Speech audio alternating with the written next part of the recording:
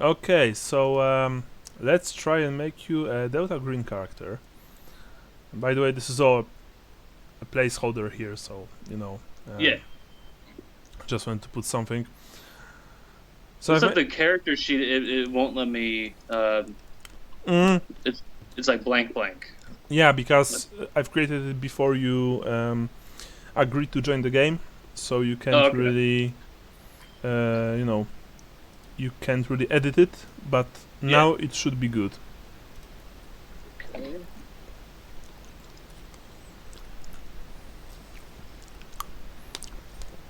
At least it should. Yeah. Mm. Yeah, so it's funny Delta Green has like this official sheets here, but they don't have the books on row 20. And it's a shame really because they would be really useful. But whatever. Right. So the only book that you guys really need for the game, like the only book, is Agent's Handbook. That's the only one you need. There are rules there for character creation, combat, stuff like that. And that's what's cool about this game. It like you don't need 10 different tomes to play it. So I don't know if you have the book. I have the PDF you sent me a while ago. Okay. So on the page 16, actually, well, I mean it's page 14, but in PDF it's 16. You have the chapter where you create characters. Okay, I'm pulling it up right now. Okay. Now I'm also like I've run Delta Green a few times, but I only use the quick rule set, the free quick rule set. So I'm also learning the rules. For example, I've read the character creation chapter yesterday, so I might be a bit rusty, so to speak. Okay, I'm on page 16. Okay, yeah. So like you have the what makes an agent, when, where, why. We are playing in 2015. At least our first game will be in this year. So these are modern times. It says there actually that on page 7, like you can check it later. What is Delta Green will help you decide what made your agent sign up.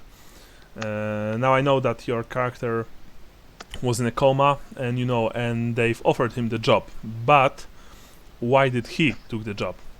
Because you guys will know what are you dealing with, like unnatural shit, so to speak. Nothing beyond He's probably that. trying to find some answers. Okay. I'm not like I haven't decided how long of his. I'm thinking like maybe 7-10 years or something like that. Like a while. You know what I mean? Like where he just doesn't know what he was doing or where he was. Okay. Like maybe he was abducted by a UFO, or maybe like who knows? You know what I mean? Like yeah, I mean he's not aging, or at least he's aging slower than the normal people. Yeah. So first we determine statistics. So on your character sheet you have the it's Rutt. Okay, nice. Statistics are under number 8. You have strength, constitution, dexterity, intelligence, power, and charisma. And most of them are pretty self-explanatory. You use strength to just either pull heavy stuff, arm wrestle, things like that. Constitution is essentially your athletics, how fast you run, how long can you march, stuff like that. Dexterity is pretty self-explanatory, all things manual. Intelligence, now power is quite an interesting attribute, because first of all your willpower points equal your power, and willpower points are very important because this is a Lovecraftian game. Also, your sanity points equal power times 5. And you want to have as much as those as possible. Normally, of course. And power is basically your force of personality, motivation, and psychic resilience. You can also use it, but of course this is, first of all, this is not advised, and second of all, this is hard to get. You can also use it for hypergeometry, which is magic, essentially. But in Lovecraftian mythos, magic is even more dangerous than in Warhammer universe. You almost always, even if the spell works, you almost always pay the price with willpower points or sanity points. Sanity points, not willpower points. So, you can create stats in two ways. You can roll them or assign points. And I want you to pick a method. It's up to you. It's your character.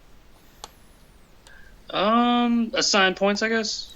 Okay, so you have 72 points among the 6 stats, however you like. Okay. But there's also, you can also pick a set from page 19 and assign each score to one stat. It's up to you, again. Okay, I'll divide up the 72, I guess. Okay, so just so you know, like, I want you to quickly look at page 19 anyway, because it's rather important. There's a table there. Assignable sets of statistics and sample distinguishing features. Just so you know, 9-12 is your human average. 17 to 18 is, you know, is you're perfect, and 3-4 you're super weak. Okay. It's up to you, but remember that these things will later have, you know, like consequences. Okay, so I can only go up to 12, like initially.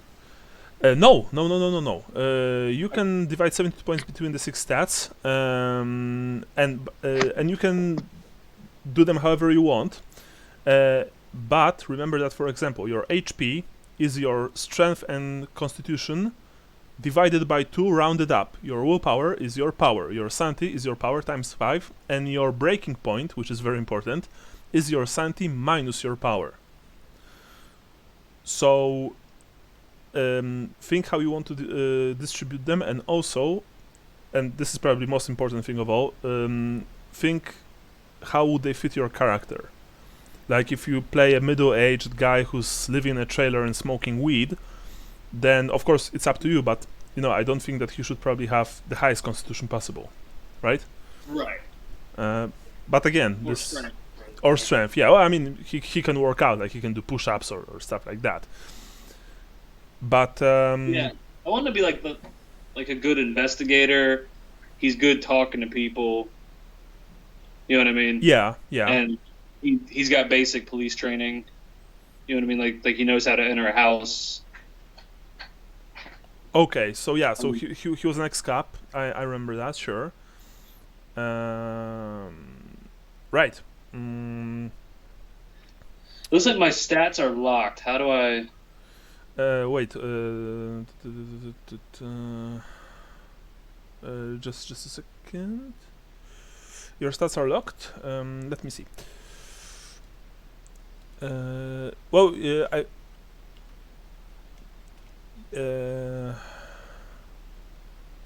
you put them in the small score bracket to the right.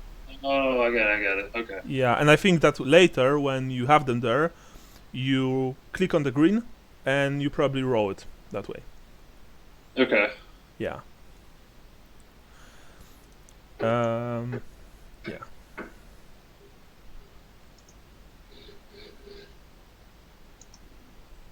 I'm gonna do my math in a minute. Yeah, it's How much I have left? I mean, personally, I would probably well, no, I wouldn't roll it. I mean, if I would play, I would probably make some kind of special forces operator, so I would want to put the stats exactly where I want them. So 12, 24, 36 plus 9, 45 plus 9, yeah. Oh yeah, and there are distinguishing features, but we'll get back to this in a bit.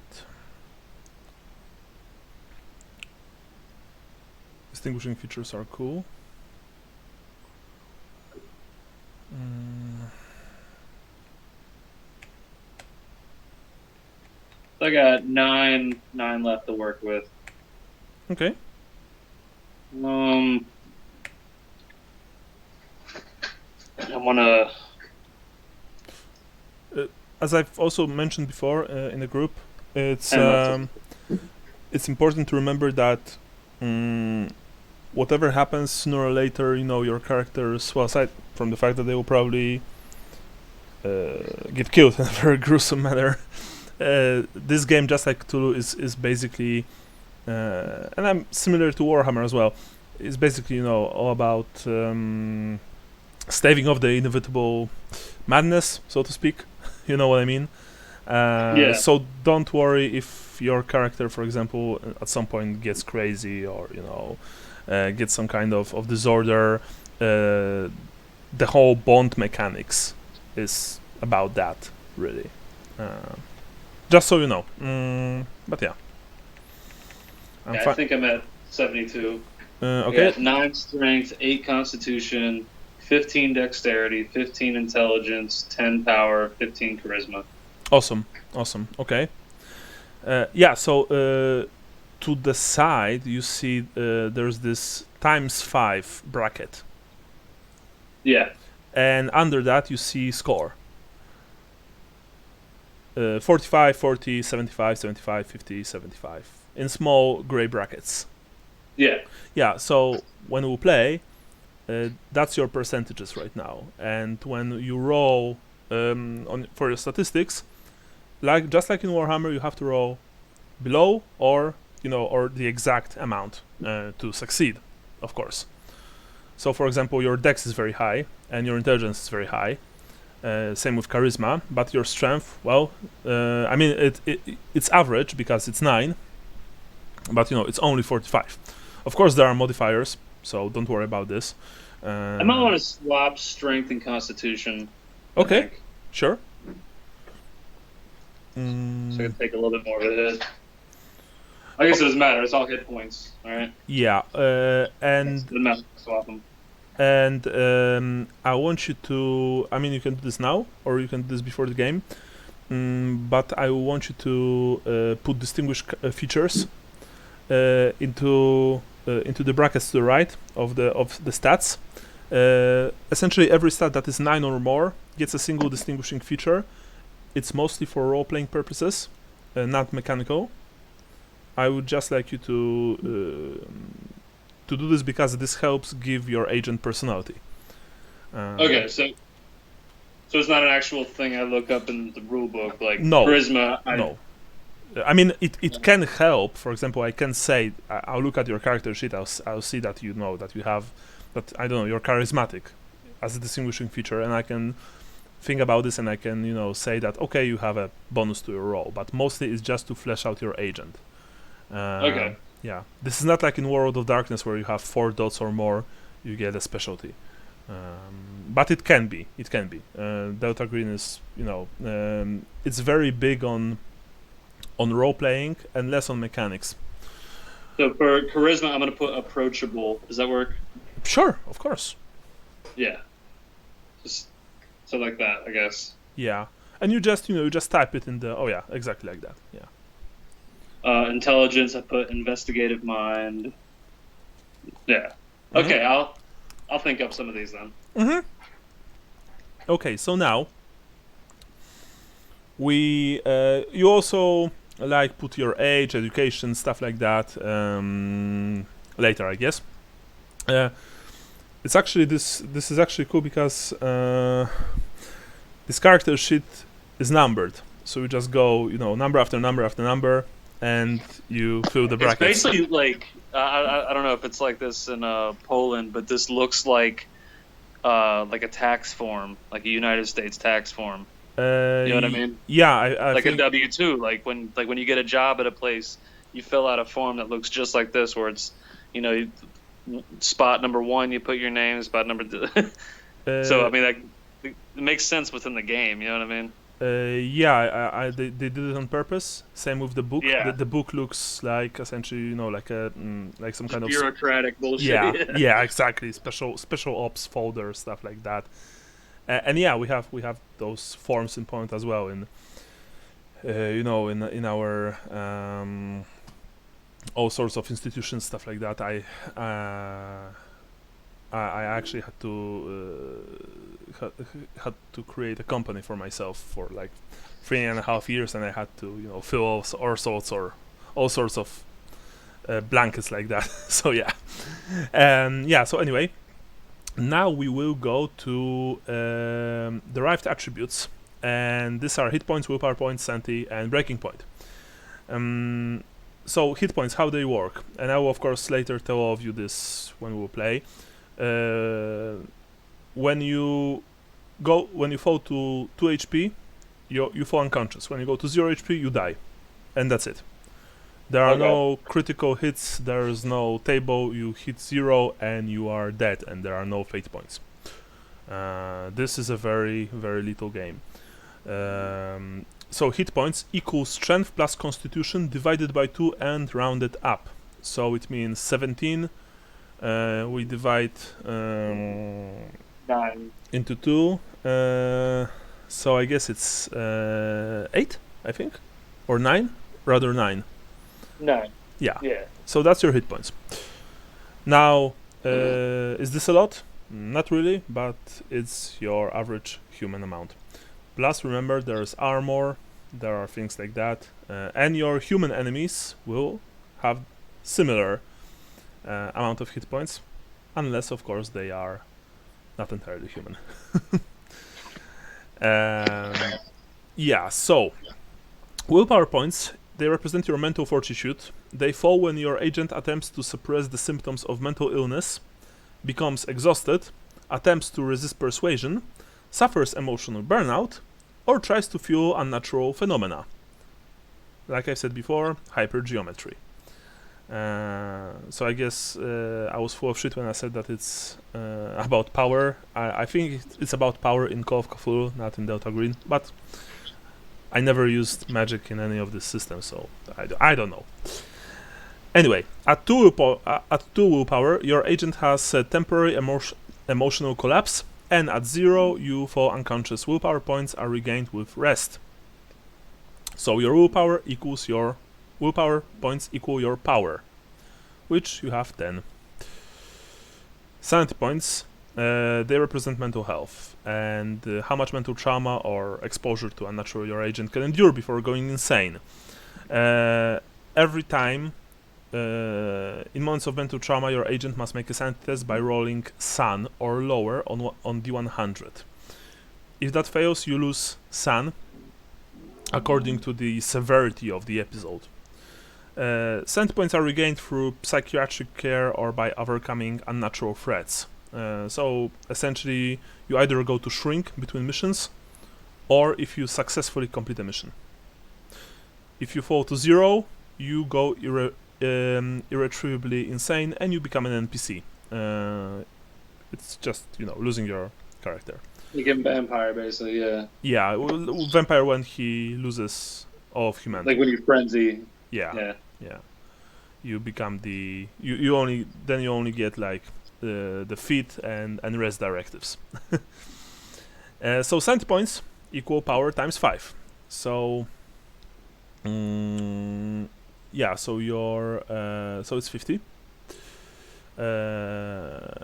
In your case, I see that you put 45, but you should put 50, I think. 50 for, hang on. Yeah, because it's power times 5 and you have 10 power, so yeah. By the way, soon you'll be, at the end of the character creation, you'll be able, you'll get a bonus essentially. Okay, I put 50% in it. Okay. Now, breaking point. Breaking point is the point at which loss of sun triggers a long-term mental disorder. Again, this is something that we'll touch in game, but at some point when you lose enough sanity, you go insane, and it's similar to Warhammer, although in Delta Green and generally in Lovecraftian games, it's usually much more profound and dangerous, especially to your comrades. your breaking point equals your starting sanity minus your power. So your starting sanity right now is 50 and your power is 10, so it's 40.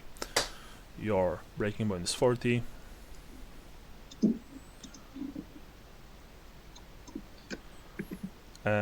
Again, you can of course get more during the game.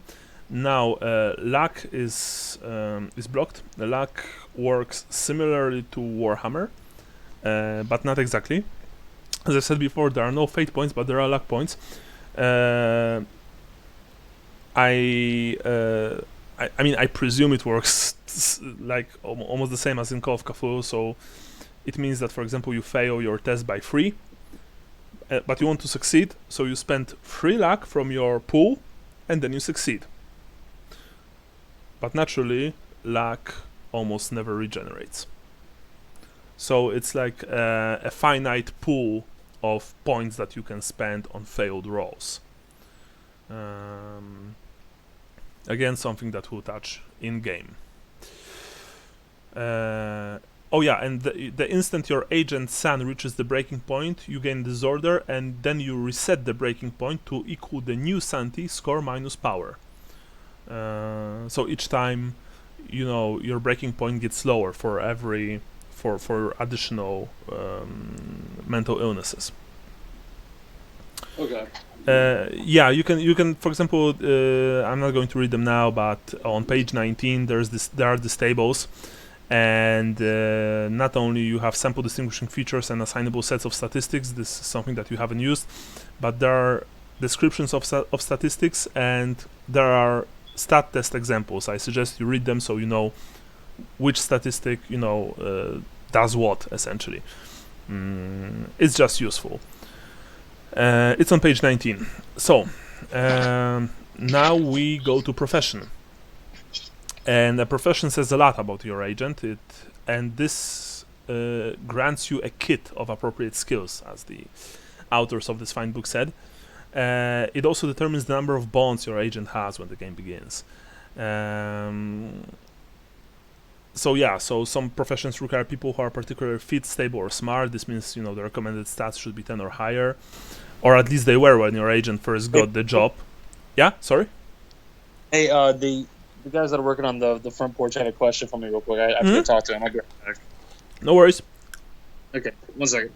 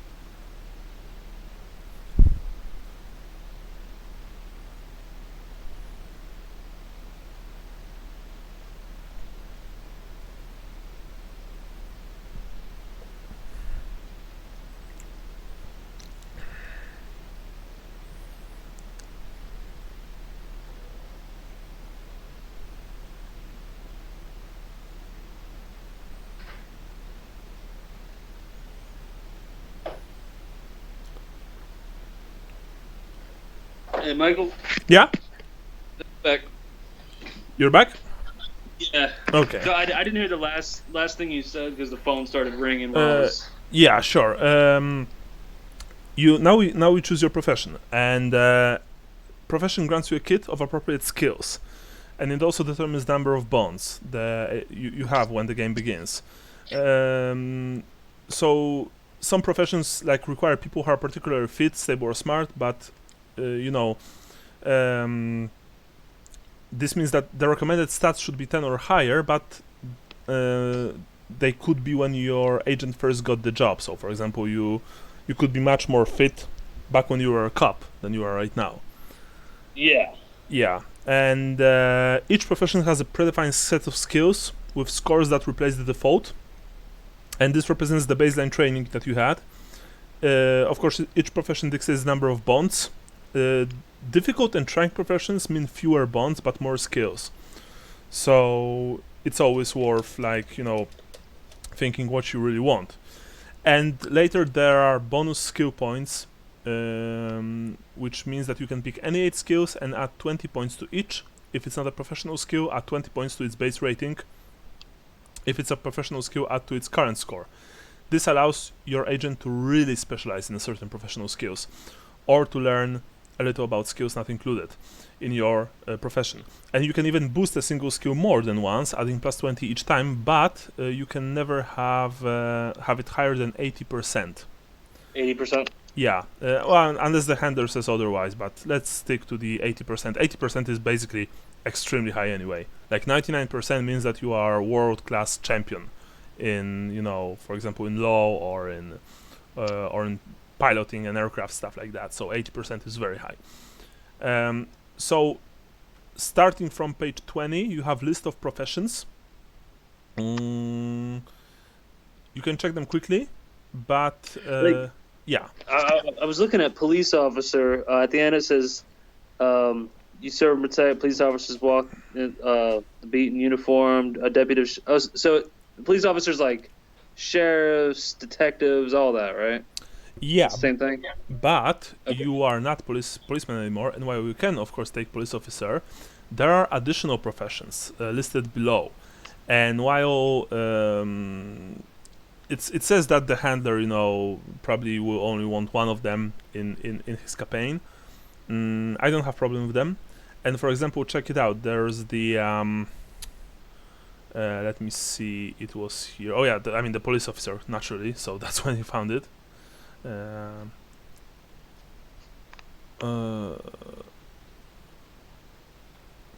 You because your agent, he deals with pot. So I was thinking about police officer or maybe criminal. Like maybe criminal in name alone, so to speak. You're not a criminal per se. Yeah, he's still very methodical and like thinks things through like a police officer, I think. Okay, so police officer in that case. Let's see. So recommended stats, of course, strength, constitution, power, which all of them you have in high enough levels.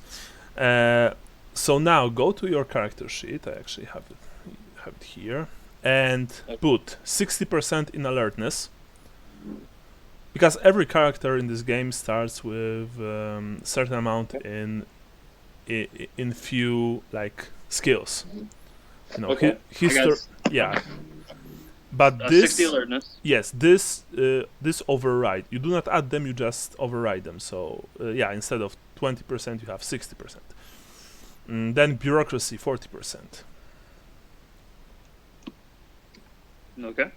Then criminology 40%. Drive 50. Firearms 40. First aid 30. Human 50. Human intelligence is essentially your bullshit meter. Bullshit detector. You speak with people and you can tell if they are lying, if they are hiding something. Okay. That's stuff like that. Yeah. So you have human 50. It's very high for a starting, skill. You have low 30%. Okay. Melee weapons 50. Navigate 40%, always useful. Persuade 40. Search 40. And unarmed combat 60.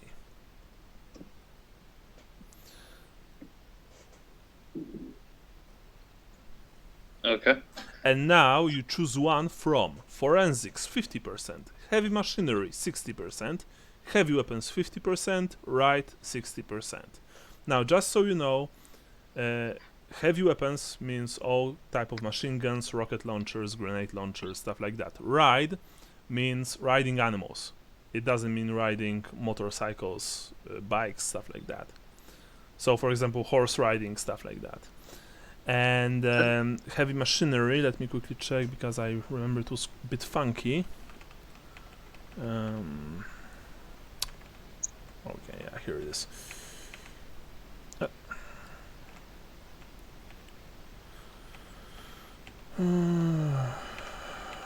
Yeah, heavy machinery is safe operation of a tractor, crane, bulldozer, tank, heavy truck, or other big machine in a crisis. So, all sorts of heavy vehicles, so to speak. That sounds... I feel like he knows how to move a big semi-truck at least. Okay, so yeah. I mean, I think this would fit him definitely. Forensics, if he was a cop. Yeah. 50%. I think, but if he's into trafficking drugs to that degree, he probably knows how to move a truck. Yeah, you know what I mean, like farm equipment and stuff. Yeah, definitely. Okay, so in that case, put heavy machinery with 60%. At 60%, sorry. Okay. And you have 3 bonds, which is not terrible, but it's also not max. Basically, if you want 4 bonds, you almost always have to play a nerd. You know, a computer hacker, a doctor, stuff like that. The more is the score 15 for all those? For no. For heavy machinery, it's 60. It's 60. No, for bonds, I mean. For bonds, we'll get that. We'll get there in a second. Okay. Okay. First, we'll get your optional bonus skill point packages, because this represents what your agent did before his current profession. You choose 8 skills for your agent's bonus skill points. You can do this, or simply you can, like I said before, put 20% into 8 skills. 20% total? Into 8 skills, yes, and you can, like I said before, put, for example, 2 times 20% into a single skill. You can't like have any skill higher than 80, and if you put 20%, let me quickly check, into like basic skills, not your basic skills, but basic skills, then you add them to the base rating. If it's a professional skill, add them to your current score. Yeah. 8 times 20%. Okay. Yeah, it's on page 27. You have the optional skill points packages. You can use one of them, and I think they even have police officer. Yeah, they have. It's police officer is on page 28. You have alertness there, criminology, drive, firearms, human, low, melee weapons, and unarmed combat. So I just put 40 into survival because I can do it twice, right? I put 20 into swim. Okay, survival, let me see. So you have 50, okay. Swim 20, okay, 40, nice. 20 into stealth, so that would make it 30. Into stealth, okay, yeah, so 30, Pharmacy, probably 20. Yeah, well, I mean, you are... so I get 3 more, I think. Yeah, you are a druggie, not user. I mean, I don't know if he uses or not, because I was actually going to ask if your character likes to smoke himself. He smokes all the time. Yeah. Okay, so he's okay. So he's constantly high. He's functional though. He's not like falling down or anything. Blaze it he's for very 20, man. about it. So wait, so he has munchies all the time, right? Like he wants to eat. 20% in craft sounds good. 20 Yeah. in disguise. Just so you know, crafts. Now this is important in this game, because for example, craft is a good example of a skill that I want to talk about. It's required for specialized work that needs training. So, for example, craft electrician, you know how to rewire a house, hotwire a vehicle in a hurry. Craft mechanic, you can jerry-rig a machine or get a broken engine working. But if you choose craft, you need to choose type of this craft. Okay. It's not like craft everything. You are specialized in a single thing. And you even have skill name below craft, as you see. That's where you put your specialty. Same with art, for example, military science, same with piloting. You can pilot a drone or you can pilot a jumbo jet. You know. So would like horticulture, would that be craft? What's that? Like he growing plants and stuff. It's, I would say that preparing equipment required for that, yes, but not growing per se. Okay. So you know how to create, what's the word for this? Like a the glass house in which you prepare everything, so to speak. I'll put it in science. He probably reads some. Science is I have 120% left. I figure like he's just interested in how things work, you know. Oh yeah, basically this is what you need, because each science is a separate skill: astronomy, biology, botany, chemistry, engineering, genetics, geology, mathematics, stuff like that. So botany. Yeah. Oh, and if you are curious, there's the SIGINT. It's it's a short for signals intelligence. Just so you know, it's not useful for your character. It means encryption, communications, intelligence, stuff like that. You know, it's spy shit. Okay. I know that. It doesn't say in the character sheet what this means. Just like HUMINT, you don't know what this means. HUMINT is short for human intelligence. So you've put all your bonus points, right? Yep. Okay, awesome.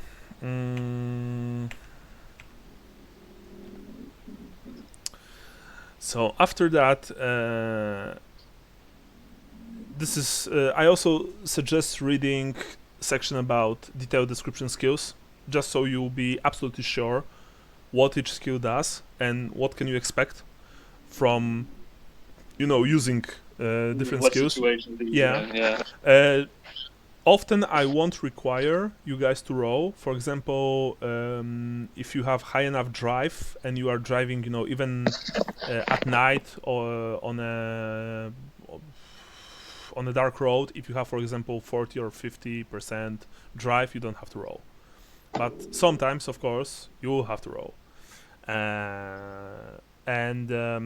So 1% to 19% is dabbler, 20 to 29 dedicated hobbyist, 30 to 39 college minor basic training, 40-59 college major years of experience, and with 50% in a foreign language you have native fluency, so that's actually very good. 60 to 79 decades of experience or graduate of doctoral degree, and 80% to 99% lifetime's pursuit or multiple doctorates. You roll skills just like in Warhammer. You roll D100 and you need to roll below or the exact amount of your skill. Assuming that I'll ask you to roll, of course. So there's also common, like I said, read the chapter when you have the time. How you improve skills in Delta Green, and this is actually very important. You only learn from failure. If your agent has at least 1% in a skill, any except the unnatural skill, you can improve when your agent attempts to use it and you fail. If you fail, you check the box on your character sheet, and after the game, you add 1d10 percentage points to every skill that has a check next to it. Then you erase the check. Gaining an entirely new skill requires extensive training, which is basically done between missions. Yeah. So, and of course you can only have a single checkbox during a session. So you can't, even if you fail science twice, you will only have a single check. That's how you upgrade your skills in Dota Green. Among other things, like I said, there's also the downtime between missions. Now we are almost at the end. All we have to do, I believe, are bonds. On page 36, you have bonds. Now, why are bonds so important? They are probably one of the most important, if not the most important part of the game. They are actually what makes Dota Green so unique, and why I think it actually makes it better than Call of Cthulhu. Cthulhu, sorry. Because they measure your agent's relationships with the vital people in his or her life. Loved ones, family members, close friends. A bond can protect your agent from sanity loss, or offer a chance to repress the effects of a disorder or temporary insanity. It's important to realize that agents who work for Dota Green, they usually don't do it for monetary reasons or because they are adrenaline junkies. They believe in their mission to protect humanity, and the bonds are your agent's connection to humanity. So the longer an agent works in the field and the more horrors he witnesses, of course, it has big effect on his personal life. He loses touch with normal life, with normal people, stuff like that, with his family, with his friends, with his co-workers, like in normal job co-workers, not in Dota Green. You have 3 bonds, and each bond begins with a score equal to your agent's charisma. So each bond basically has the same score. In your case, it's 15, because this is your basic score, not 75. 75 is after we multiply it times 5. It's 15, so it's pretty good actually. Defining bonds. By the way, sorry. Before we go that a bond increases if it is cultivated between operations. Again, we'll touch upon this when we play, but essentially after every mission you have a chance to do few things between games. One of them, for example, is going to psychologist and speaking with him openly about what happened, or not openly if you don't want him to go insane, because it is possible to actually project part of your madness on your psychiatrist. But you can also spend time with your family, with your loved ones, with your friends. That's how you cultivate a bond. A bond can never have a score higher than your agent's charisma, and anytime charisma drops, each bond drops by the same amount. Now, I want you to identify each bond, and this is very important. A bond must be a real person or a small group of people who are alive and can be interacted with. No animals, no cars, no, Warhammer miniature collections, stuff like that. Okay, I've got Crystal, his adult daughter, Julio, his friend and business partner. Okay. And then Misty, his ex-wife. I presume that Julio is in the weed business. Yeah. Yeah, sure. Okay. Yeah, when my guy goes away to do stuff, the other guy looks after the farms and everything. Okay, now this is a rather important part. Bonds are not immortal, and by that I don't mean that they can just, that you can lose them by experiencing things on mission. These are people. They can be hurt. They can have accidents. You are partially responsible for them as a Dota Green agent who knows what he's getting into. So a bond with an individual is vulnerable in its own way. If that individual dies or goes permanently insane, the bond is destroyed. A group is destroyed, I mean you don't have a group, but a group is destroyed only if every member dies or goes permanently insane. Either way, a bond is permanently broken when its score drops to 0. There are some... I kept his ex-wife and daughter as like individual bonds because he's still kind of bickering with his ex-wife, but his daughter, she thinks he's cool now, you know? Because he smokes weed. Yeah, and he tries to be the cool dad because he hasn't seen her in forever. Okay, yeah, sure. So he's like, now, before the game, I would also, of course, like you to flesh the bonds. I would like you to tell me where they live. I would like to tell me how often do you see your daughter. You know, stuff like that, basic. You don't have to write a PhD thesis, just enough for me to roleplay them, because this is very important. Contacts with your bonds, interactions with your bonds, are to be roleplayed between missions. It's not about few rows. Stuff between missions, it can be a session in itself. So we'll have to do this, every time. And that's actually one of the reasons I like this game so much. Like, you have the, balls to the wall, high octane, or horror-fueled operations with Delta Green, and then you have some family time or friend time, stuff like that. Now, when a bond deteriorates, your relationship becomes strained. Of course, exactly, and this is important again, exactly what shape that takes in play is up to you and the handler. This is me, by the way. Bonds often fall apart because of events beyond your agent's control. Your agent's husband might leave for another woman, one of the members of your agent's platoon might be killed, stuff like that. If a disaster harms the subject of a bond, you or I reduce the bond's value by 1d4. If that disaster permanently removes the subject of the bond, that bond is gone. Cross it off the sheet. When damage to a bond reduces it to 0, the relationship is damaged beyond repair. Cross it off the sheet. The only way to regain a bond with that character or group is to build it from scratch as if it had never existed.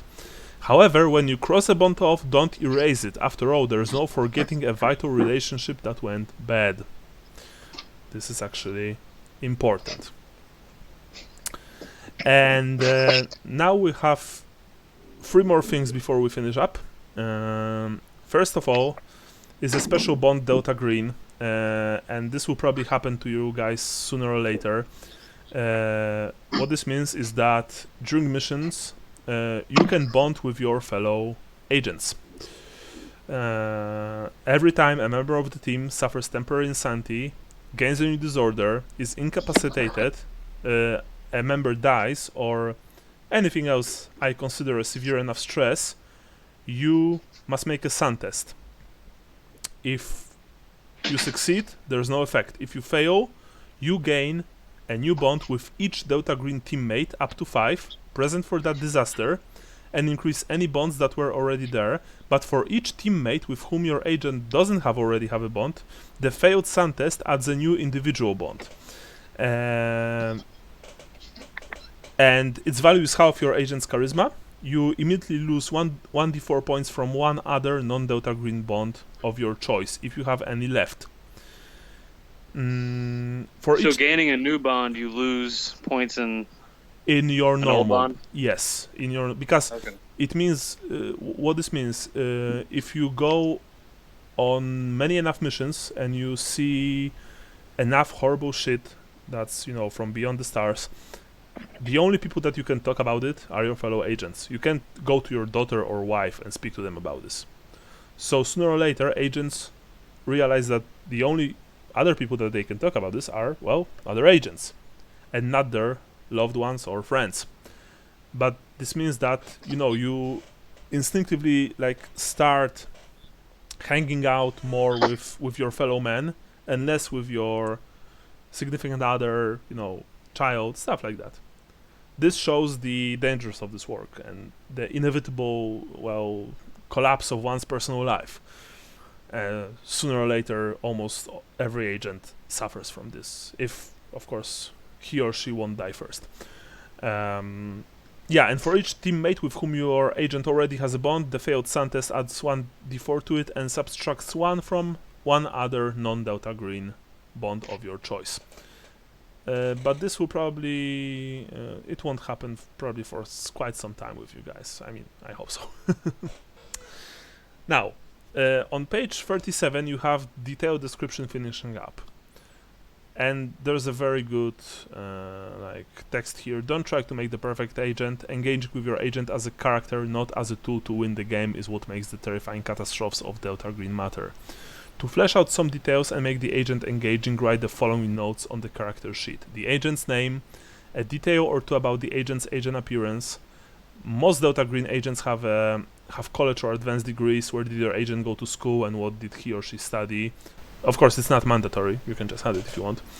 A detail or two about the agent's personality, beliefs, hobbies, obsessions, motivations. You can see other motivations on page 38. Something you admire about your agent, something you dislike about your agent. It's important.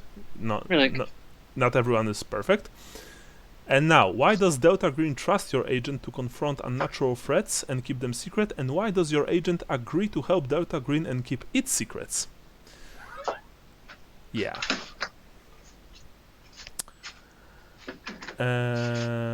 Now, other motivations. Actually, Can I put you on hold for just 1 minute? I have to talk to the guy again. I'm sorry. Sure. No worries.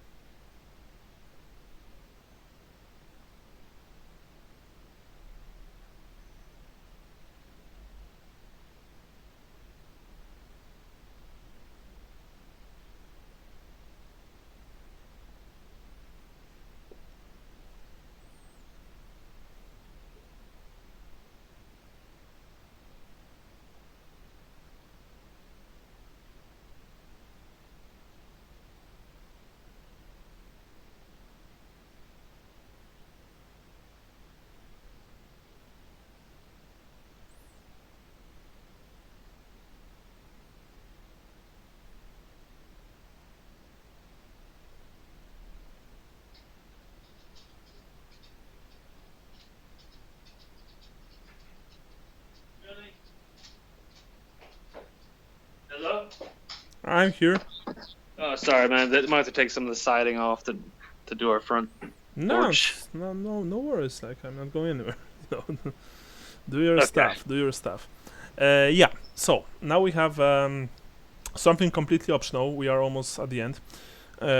You don't have to, but you can take damaged veterans, which means that because, like I said, I assume that you've been all Delta Green agents for some time, and this is one of the ways that maybe your agent, was brought to the group's attention, and that's because he joined them.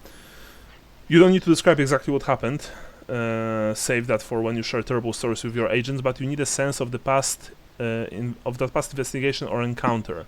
You can choose from one of 4 options and work with me, the handler, to build details around it. So there are 4 ways: extreme violence, captivity or imprisonment, hard experience, or things man was not meant to know. It's on page 38, by the way. What this means, and that of course, changes your character's story, but it also changes your character's stats. Extreme violence, for example, adds 10% to your agent's occult skill. You reduce Sun by 5, you subtract 3 from your agent's charisma and each bond, and your agent is adapted to violence. Adapted to violence is actually a pretty cool thing. It's described on page 73. It means that extremely violent sides don't phase you as much. Captivity or imprisonment. Add plus 10% to your agent's occult, reduce Sun by 5, subtract 3 from your power. Your agent is adapted to helplessness. So perhaps you were kidnapped and imprisoned in a cult's lair somewhere. I think since like you said he needs a reason that the agency would have picked him up. I think maybe he passed all of their psych tests.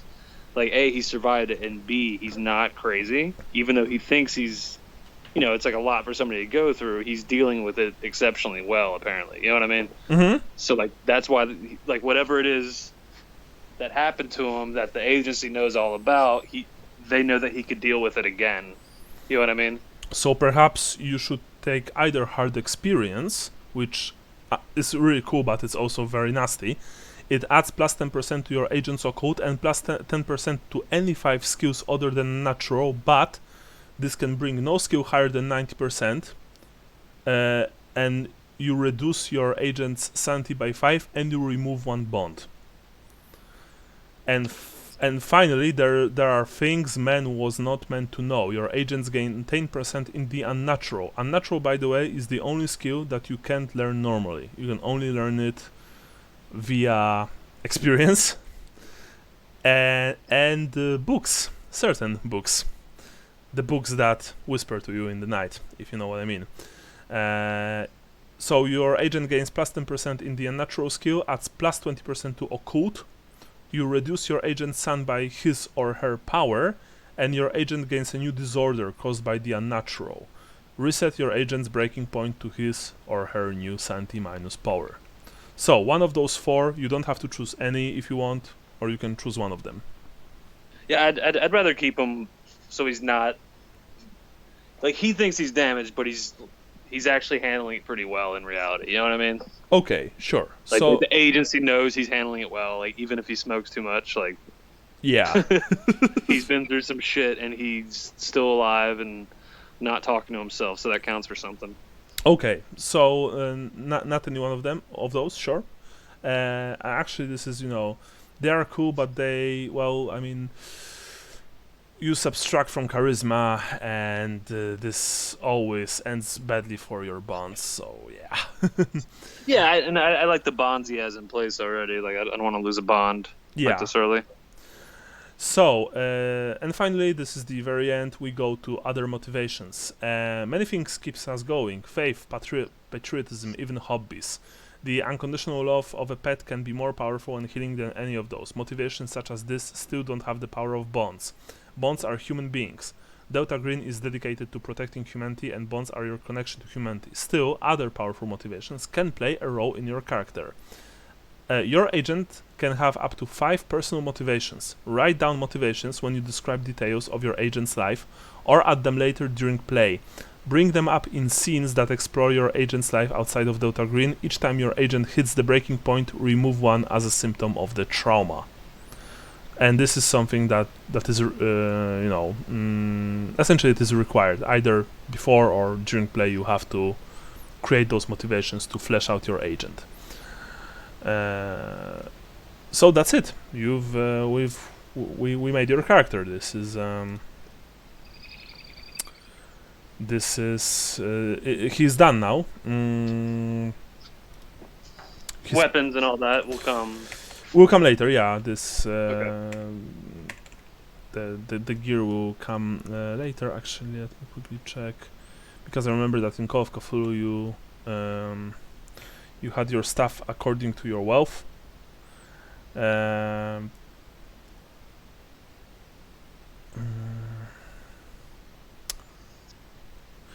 there's the wait a second. Okay, there's the page. Okay, let's quickly do this. 82 vehicles.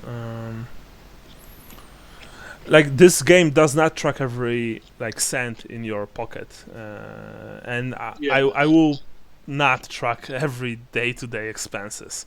But if you want some kind of expensive piece of equipment, or especially difficult assistance from someone whom you need to pay, that may require the bureaucratic footwork of official requisition, or else risk money that your agent can't afford.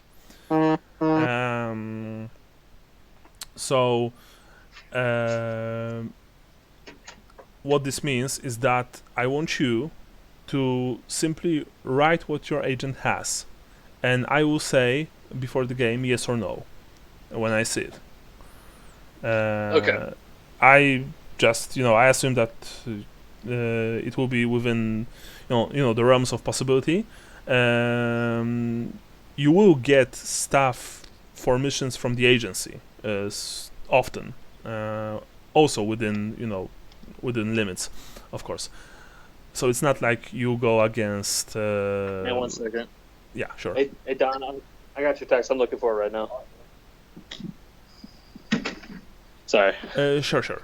So you won't go against the unnatural with just your fists. Like I've said, again,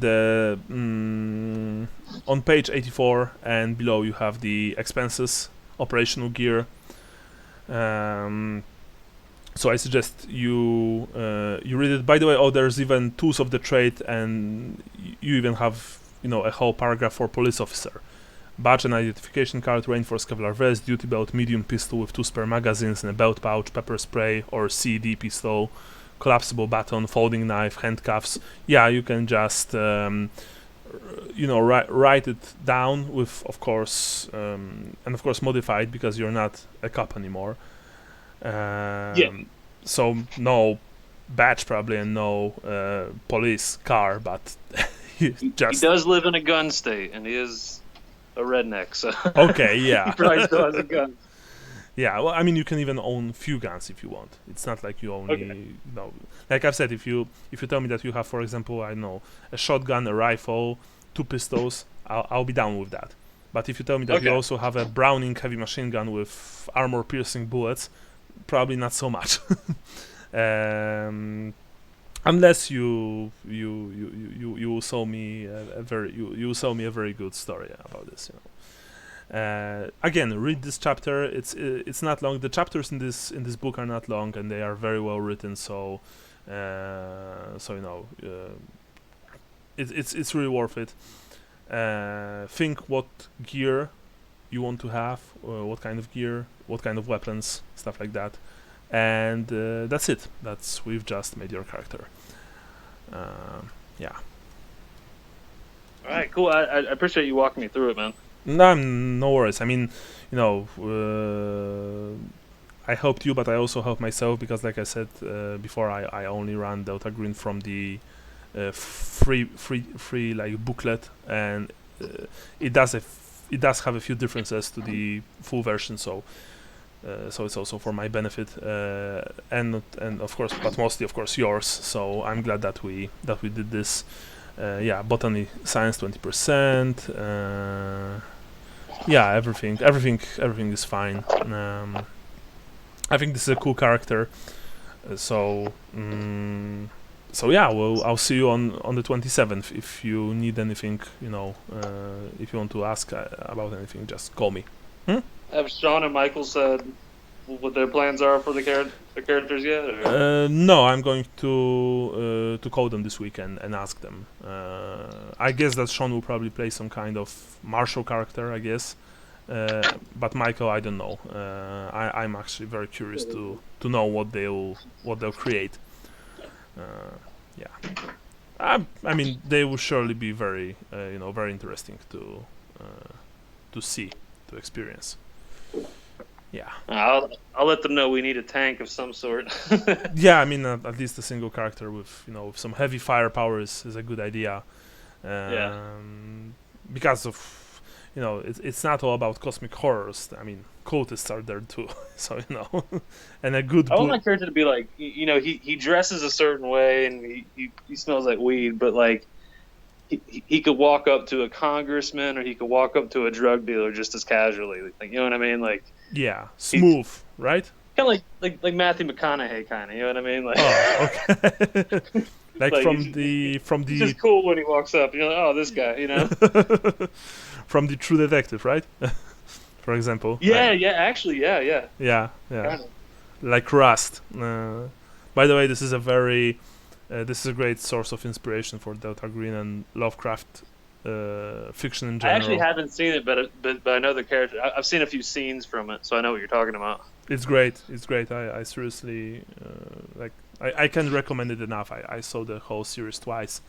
I mean the whole season twice. The other seasons only once. I love the first season so much. If you have the time, check it out. With my wife, for example, she doesn't like culty stuff, horror stuff, but she loved this show. So it's just gritty. Oh, it's very gritty, and I love the fact that it takes place in the south of the U.S. and not in any major city like New York or Los Angeles. It has this cool rural feel to it, and like when you watch it for a second time, you just notice a lot of stuff, a lot of symbolism and things that were there, but you didn't knew about them. But after watching for a second time, you suddenly realize that that's why this is here, and things like that. Yeah. So anyway, I'll see you on the 27th, and I'll probably talk to you before then, though.